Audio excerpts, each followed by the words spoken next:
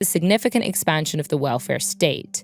Now, the very first pieces of welfare legislation, like basic state pensions, were actually passed in the early 20th century under the Liberal administration of Lloyd George between 1906 and 1911. But the really big institutional changes that we would still recognize in British society today as, the heart and soul of the welfare state, like social housing and, crucially, the NHS, these were all introduced post-World War II. This ties in with immigration in two opposing ways. Firstly, it increased the demand on migrant labour, because it's now not just a case of rebuilding the British infrastructure that existed pre-World War II and that was damaged by the war, but it's actually also a case of building new infrastructure. Secondly, and opposingly, the creation of these new social welfare institutions increases the scrutiny that these new migrants would receive.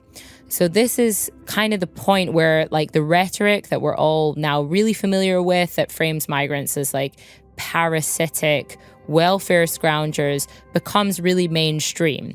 This rhetoric had existed long before World War II, but it just wasn't as prevalent, arguably because there was less welfare to allegedly scrounge.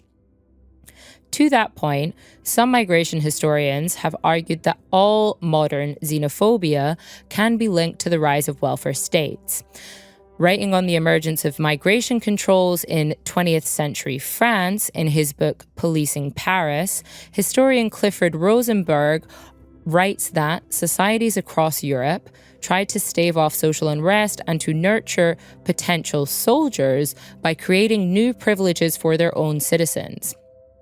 So Rosenberg is really framing the creation of new welfare measures not as this benevolent act that governments undertake for the good of the people, but rather as a calculated strategy by political elites to secure more buy-in for their own authority through the creation of these new goods and privileges. For Rosenberg, if governments are creating public health systems, it's not because of a genuine concern for the health of their citizens, or at least it's not primarily because of this, but rather it's because there is a growing recognition that governments need to ensure at least a certain base level of health in their human stock in order to do the things that they like to do, like fight wars.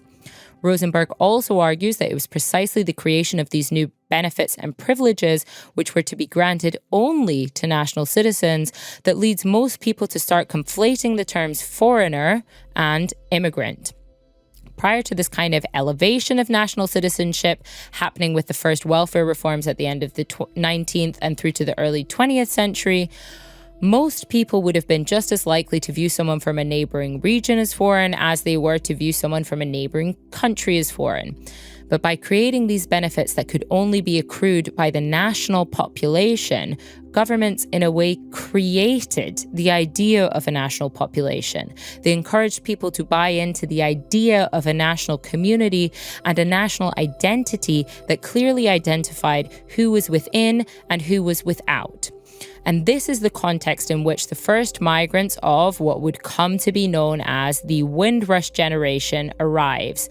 So the term Windrush actually comes from the name of a ship called the HMT Empire Windrush that docked in Tilbury, a port town near Essex. According to Wikipedia, because I do not look at enough maps, on June 21st, 1948, bringing some 400 or so Commonwealth migrants, primarily from Jamaica and the surrounding Caribbean islands, to the British mainland.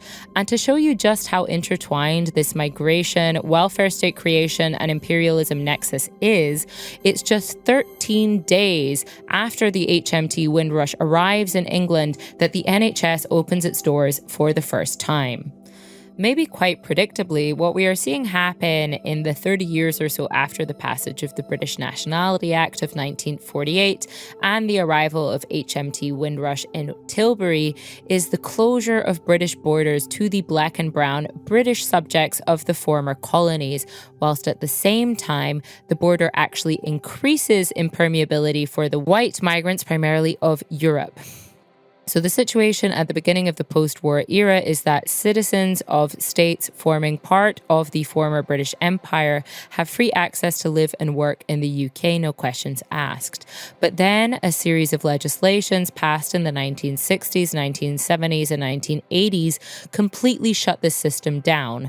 At the same time, Britain is making increasing moves towards Europe and repeatedly seeks to join a predecessor of the European Union called the European Economic Community. These processes are happening virtually in tandem, so Britain first enters talks to join the European Economic Community in 1961. Just 1 year later, the Houses of Parliament passed the first big immigration law to restrict migration from the British Commonwealth, called the Commonwealth Immigration Act. So the point I'm going to make here is that Britain makes a very calculated decision that it could essentially afford to increasingly discard its Black and Brown Commonwealth subjects during the post-war era, despite demand for migrant labour linked to reconstruction efforts, because it was gaining access to a new white font of labour in the form of European migrant workers. It's definitely very revealing that virtually every new bit of legislation stripping away citizenship rights from new Commonwealth migrants lined up with some new move towards European integration. So looking at the details and impact of the first big act, this 1962 Commonwealth Immigration Act, it in effect introduces 3 categories of entry vouchers that Commonwealth migrants must apply for in order to be able to move to the UK. One category is for people who hold job offers. One category is for people who hold special shortage skills. And the third category was allegedly an open category that was just selected on a lottery basis. It was meant to be this symbolic gesture that all Commonwealth subjects would have a reasonable chance to gain entry to the UK regardless of education or skills. But in practice, very few of these lottery vouchers were ever given out, and they were completely scrapped only 3 years later in 1965. Now, it should be noted that while in theory the Commonwealth Immigrants Act applied to the citizens of the entire Commonwealth, including the white states like Australia, New Zealand, etc., the effect in practice was most harshly felt by people from these predominantly Black and Brown states of the new Commonwealth. The reason for this is that citizens of the old Commonwealth were firstly much more likely to already have ties in the British mainland in the form of family members or friends who could arrange a job offer. Secondly, British officials actively recruited workers from these states like Canada, meaning it was easier for them to gain one of these job offer entry vouchers. But by contrast, they more or less discouraged workers coming from states like India. And this racially discriminatory impact of the Commonwealth Immigrants Act was recognised even at the time, particularly by the Scottish branch of the Labour Party. Then, a few years later, in 1968, the UK government passes the second Commonwealth Immigrants Act, which is responding to a crisis in Kenya. Essentially, Kenya had gained independence from Britain in 1963.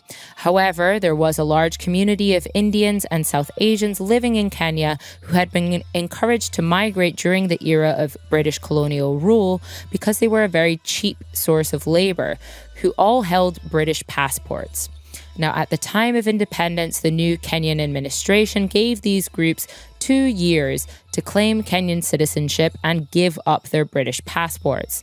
The uptake on this offer was pretty low, and this leads to mounting tensions towards the middle of the 60s as the African Kenyan population starts to view the South Asian Kenyan population as disloyal to the new regime.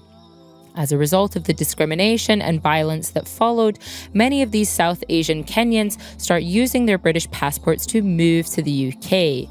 Predictably again, this causes the British government to freak the fuck out and pass the 1968 Act after just 3 days of debate in order to try and strip the value away from the British passports held by Kenyan Asians. They do this by writing into law that any British citizen who does not have familial ties in the UK in the form of a parent or grandparent born on the mainland will be subject to immigration controls. This again was widely criticised at the time for establishing a racial hierarchy of British citizenship because, again, it was predominantly white British subjects who could meet these qualifications.